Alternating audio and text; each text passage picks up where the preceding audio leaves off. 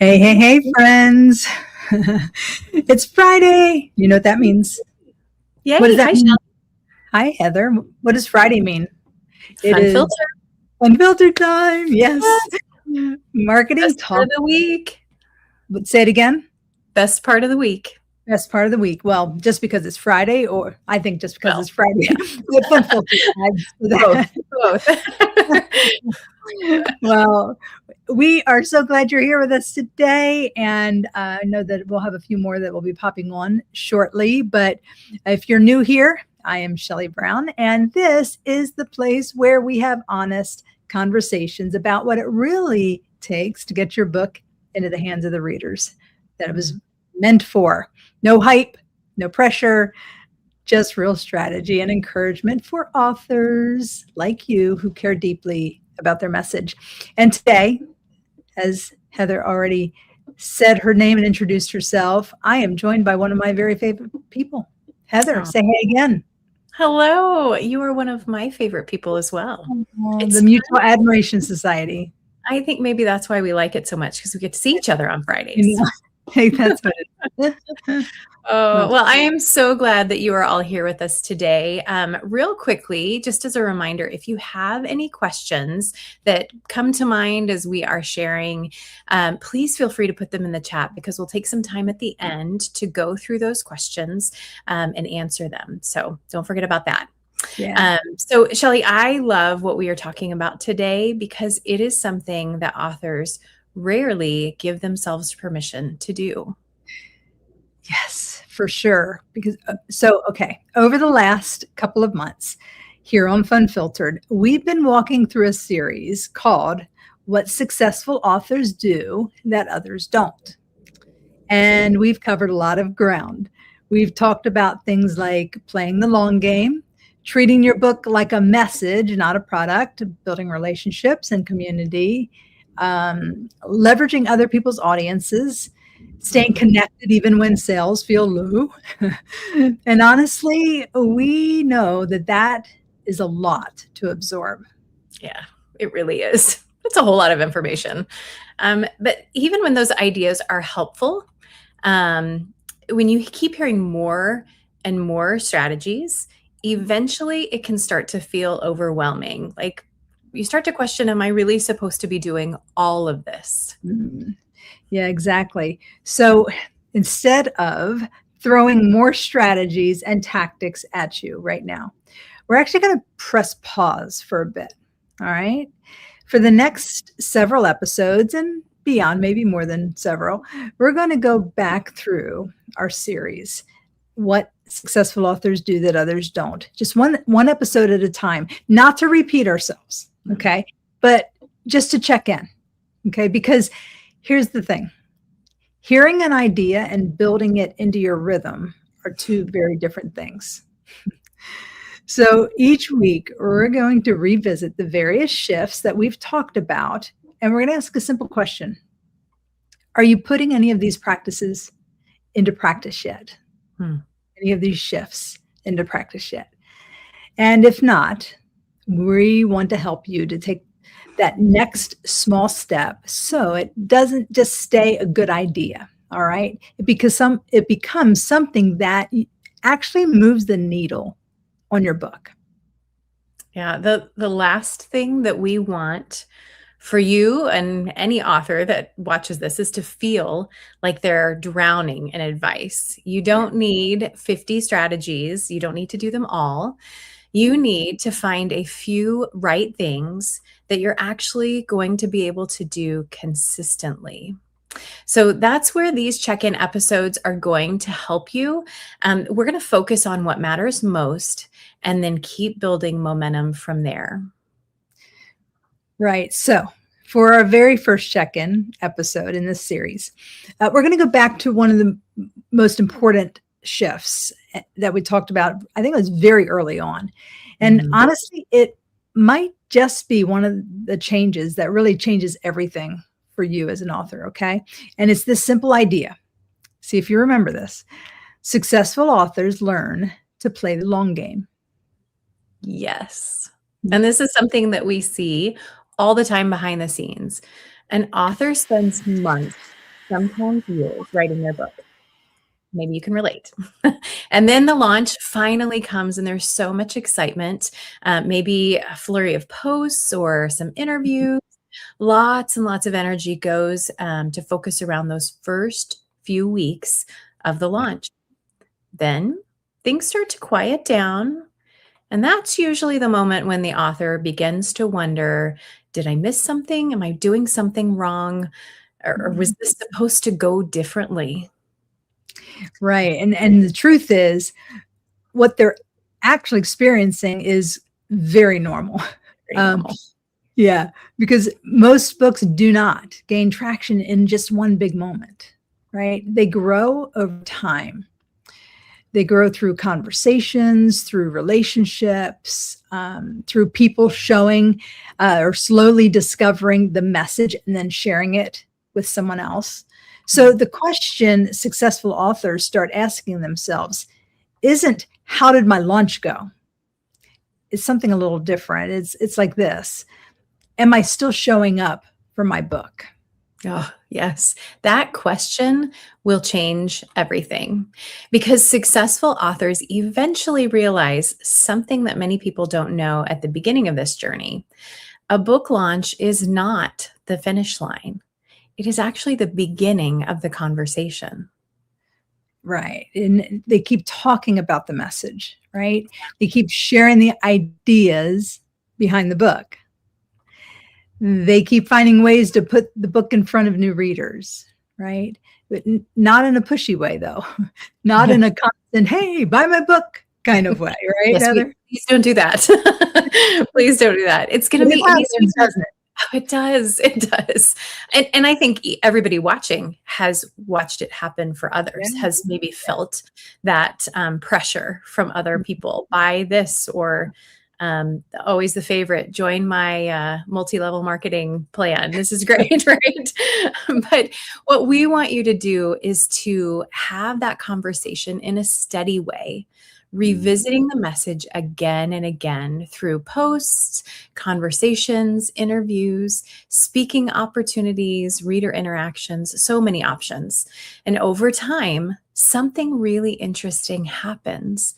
People begin to recognize the book. Yeah. And instead of seeing it for the very first time, people start thinking, oh, yeah, I've heard about that book before, right? Yeah. All of a sudden they realize that they've seen it before. That's when the momentum begins to grow, quietly but powerfully. Yeah. So let's pause right here for just a moment and do a real check-in together. Okay. If you've been following this series, here are a few questions to ask yourself honestly. First, and Heather, are you able to, you don't have to do it anything special, but you have some notes there. Are you able to just copy that and put this on the banner? Or Yeah. can you, if not, it's The okay. question? If it's too much about it, I don't want you to stress over it. So do you think you can? You can say no. Okay. I can. All right. So sorry, I just threw that on her. Meant to do that earlier, but we were talking about hard things. Yeah. So as I said, if you've been following this series, here's a few questions to ask yourself honestly. The first one is, have I continued talking about my book after launch? Right? Have I continued talking about my book after launch? Not just announcing it, but continuing the conversation around the message, right? Because rarely people rarely connect with a book the first time they hear about it, right? Yeah. So then now the second question, see if I can get that up on the screen as well. You are multitasking. Well done. I am. Look at me multitasking. Have I shared my book with any new audiences? So sometimes an author will assume that people have that are following them are the only readers that are available. And I would actually say sometimes we assume that everybody who you know already knows about the book. But new readers are often discovered through other people's communities.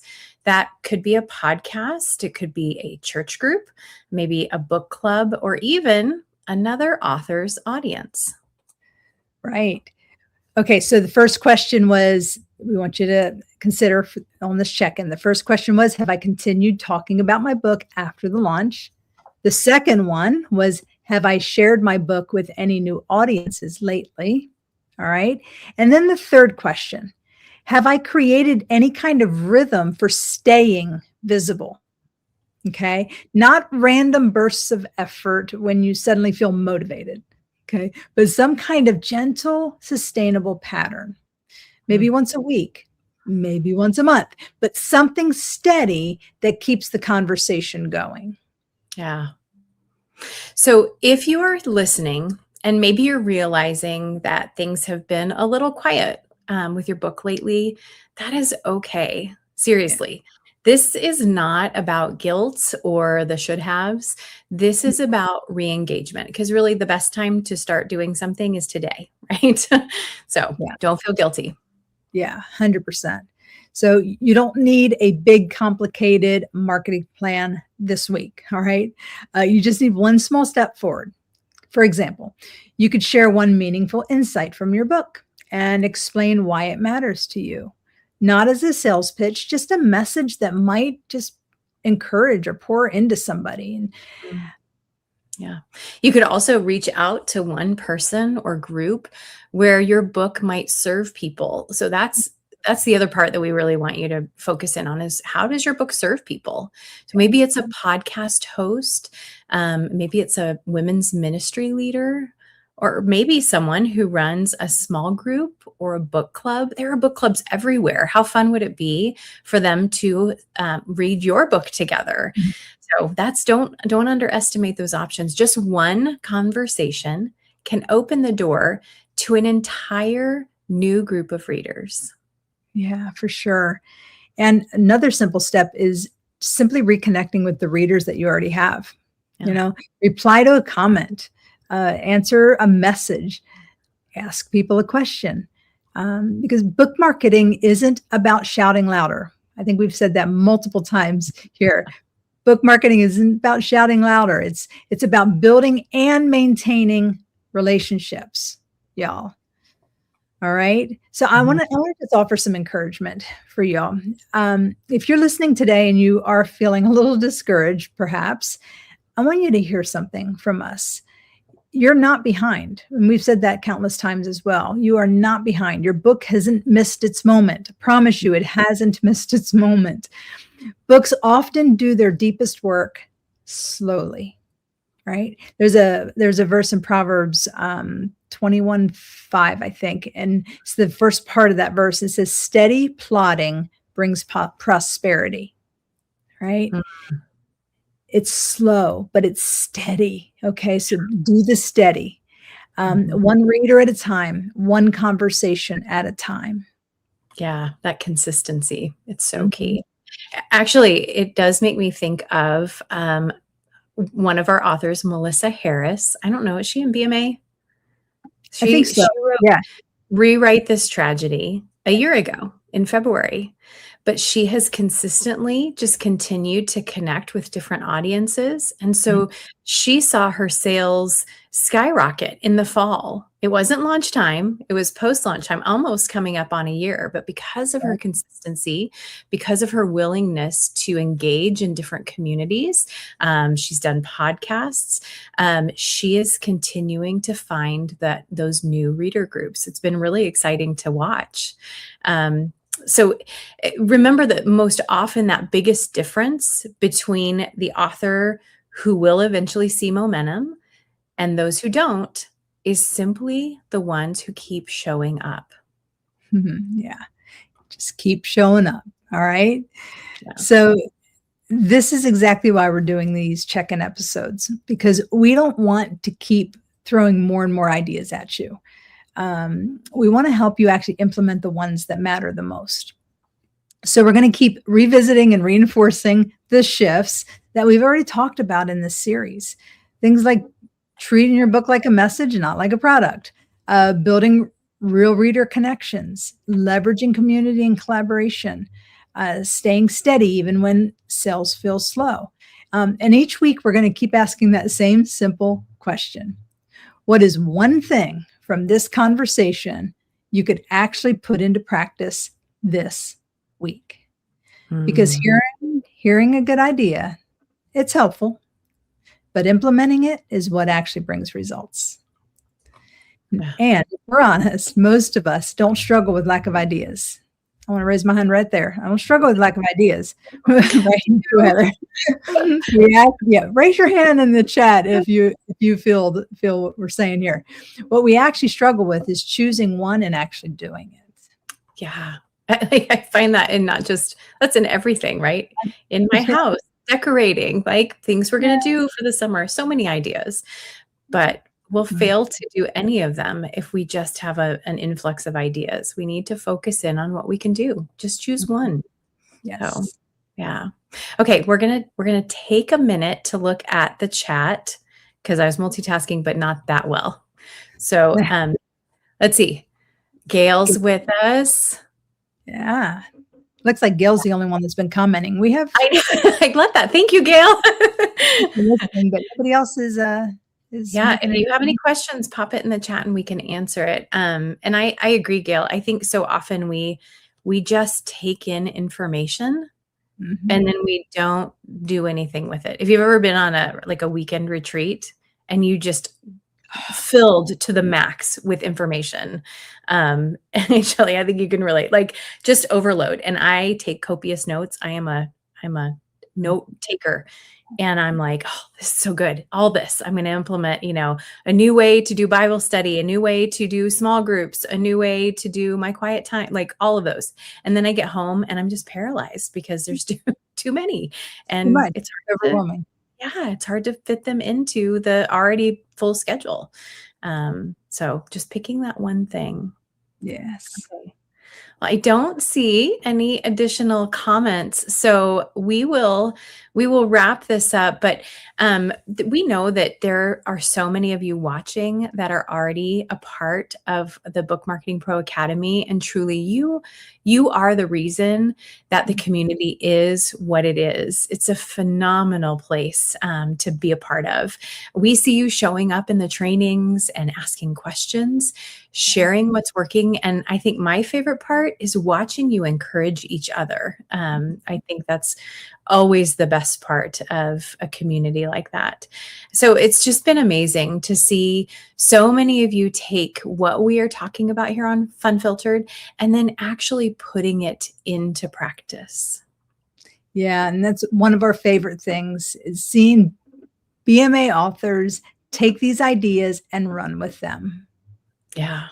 So if you've recently discovered FUNfiltered and you're not actually part of BMA just yet, we want you to know that the conversations that we have here each week are really just a glimpse of what we do inside the Academy. So that's where we go deeper with weekly, believe it or not, weekly coaching, live coaching and training, working through real questions with authors. And we really work to help you to keep building momentum for your book. So if you are curious, you can learn more at bookmarketingproacademy.com because we would love to have you join us over there as well. We would love it. And y'all, I'm telling you, it is dirt cheap. It's very inexpensive. We're not cheap, very full of value, but it is very reasonably priced. So it is really a no-brainer. If you want community and you really want tools and live coaching to help move the needle and reach your audience and sell more books, join Book Marketing Pro Academy. Okay. So before we wrap up, here's the question that we want you thinking about this week. All right, here it is. What is one small step that you could take to connect your book with the readers that it was written for? Just one small step. That's all. Yes, just one. Because when you take that one step, it will be easier to then take another and then another. Sometimes that first step is the hardest. And that is how books will grow. And we will be right here cheering you on Fridays, but also in BMA. And we look forward to seeing you next time on FUNfiltered. So Yes. we'll see you next week. All right. We love y'all. See you next week. Have a good weekend.